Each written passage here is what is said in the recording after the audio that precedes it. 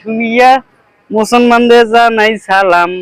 জামাই বাদাম, জামাই বাদাম, জামাই বাদাম, জামাই বাদাম। আমি নিজে যেমন এনজয় করি এবং মানুষকেও আনন্দ দেই। আমি যেখানে খাড়া হই ওখানে মনে করো রাস্তার জ্যাম লেগে যায়। কিছুক্ষণ আগে ওই জায়গায় খাড়া হয়েছিলাম, ওখানে একটা জ্যাম লেগে গেছে। এই জায়গায় একটু ফাঁকা, এই জন্য ফাঁকাতে আসলাম। এখন একটু দুপুর টাইম তো, ওই জন্য একটু বন্ধ আছে মাইপটে। তাছাড়া আমি বাদাম একটু মাইপ দিয়ে অভিনয় করে করে বাদাম বিক্রি করি।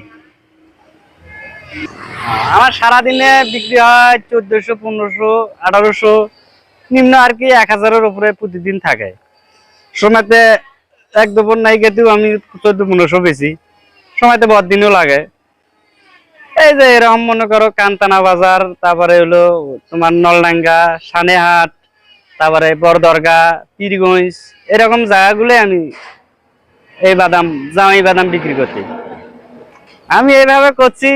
বাদাম সাধারণভাবে যাই বেচে তার চেয়ে একটু যেন আমি বেশি বেচতে পারি, এরকম তবে যেটা বেচে তার চেয়ে আমি দ্বিগুণ বেশি।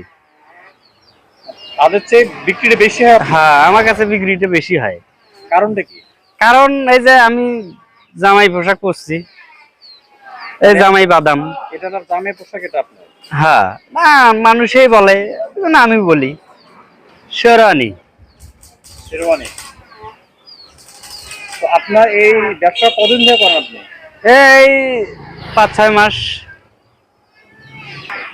আমার পরিবারে আছে, মা আছে, আমার স্ত্রী আছে, ছোট ভাই বোন আছে, এরকম করে সংসার চালাই। এটা দিয়ে মানুষ আকর্ষণ হয়ে আসে আপনার কাছে না? হ্যাঁ, আসে।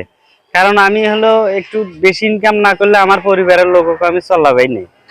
আমি হলো পরিবারের বড় ছেলে।